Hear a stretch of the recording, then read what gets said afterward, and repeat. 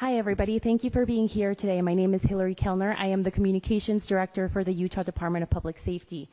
This evening, we have FBI Director Patel, FBI Deputy Director Dan Bongino, Special Agent in Charge Robert Bohles, Governor Spencer Cox, Lieutenant Governor Deidre Henderson, and Commissioner Anderson, as well as Commissioner Bo Mason, as well as some local partners here present with us today. Governor will kick it off. Thank you. Ladies and gentlemen, thank you for joining us here tonight. We appreciate the media and the partnership we have with you in helping us to get information out to the public so that we can catch this assassin and hold him accountable.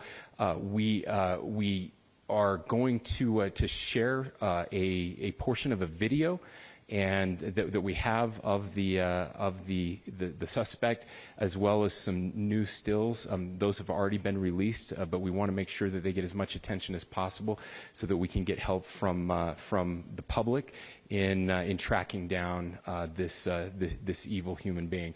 So we're going to cue up the video right now. Show that. I've asked Commissioner Bo Mason if he would narrate to you what is happening in this video. Thank you, Governor. Bo Mason, Commissioner for the Utah Department of Public Safety. If you look up to the top left, you'll see the building where the shooter was proned out in the top left corner. We'll go ahead and play that video, and I'll narrate as we walk through that. So here you see the suspect ran behind that upper building. He's going to come out on the right, moves to this far right corner. As he does, he's going to climb off the edge and then drop down to the ground. As he did that, he left some palm impressions. There's some smudges, some places we're looking to collect DNA. There's a shoe imprint where we believe the suspect is clearly identified as wearing Converse tennis shoes. Again, we'll replay that again so you can get another view of that. It's important to note his black T-shirt, his black pants, and there appears to be some white on the soles of those Converse tennis shoes. Those are all identifiable items that we're looking for. In the stills that are going to follow this, you're going to see a very distinctive T-shirt with an American flag and appears to have an eagle on it. There's also a baseball cap with a triangle on it and a pair of sunglasses. All distinctive, all things that we would ask the public to look for and try to identify if they know someone who has those items, who has been seen wearing those items. We're looking for all that information.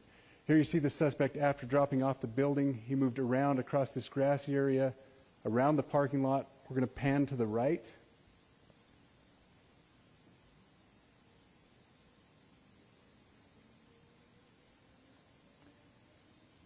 After he crosses the street, this is where he moves over into the wooded area. This is the video evidence that we utilize to track his movements and to locate that firearm in that wooded area following the discovery of this evidence. Good. You want to go to the stills? So here's the still photographs I mentioned. These have been enhanced, so these are slightly different than what we introduced earlier. Please pay close attention to the T-shirt. Like I said, very distinctive with that American flag and that eagle. The hat with the triangle and the sunglasses. If you'll go to the next picture, please. The backpack as well. All identifying features that we're hoping the public can help us identify and lead us to this suspect. Next picture. And again, there's a better picture of the hat with that triangle logo, and again the T-shirt. Blue jeans, and you get a good look at those Converse tennis shoes as well. We have pushed these out. We'll continue to push these out, and we just ask for the public's cooperation through the public. The tips that have been coming in are what are giving us our next leads and enabling us to continue to further this investigation. We've had great cooperation from the public, and we're continuing to ask for that as we move forward. Thank you, and I'll turn the time back over to Governor Cox.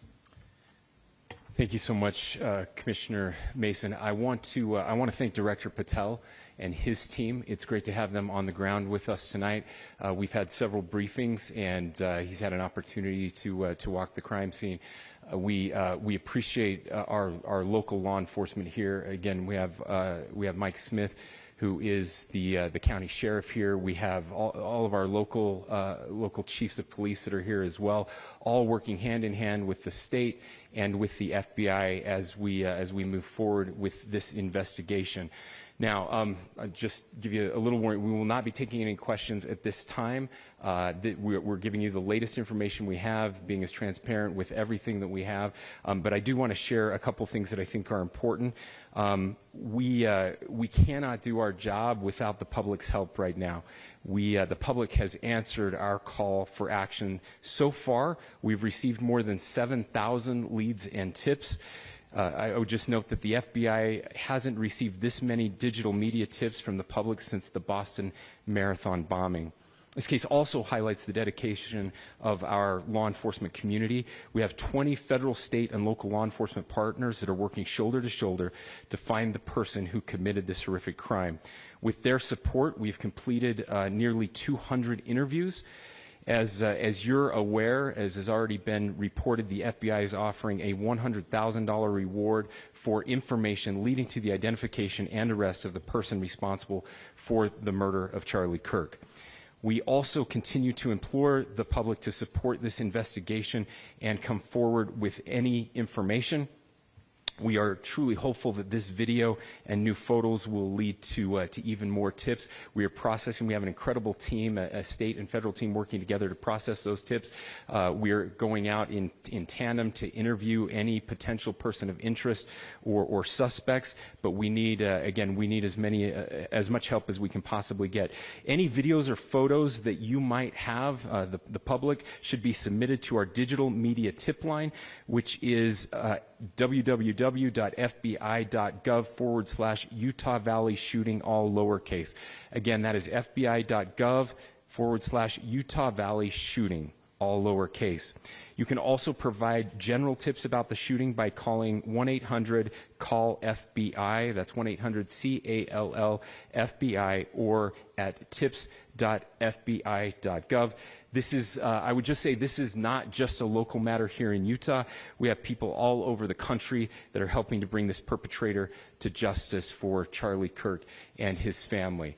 I will just add as well that, as was mentioned, there is a lot of forensic evidence that is being processed right now at both the state lab and the federal labs, federal lab on the East Coast. So we are working in tandem together.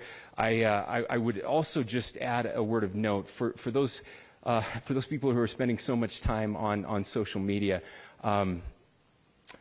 I think Charlie said it best, that when things get bad, we should put our phones down and spend a little time with our families.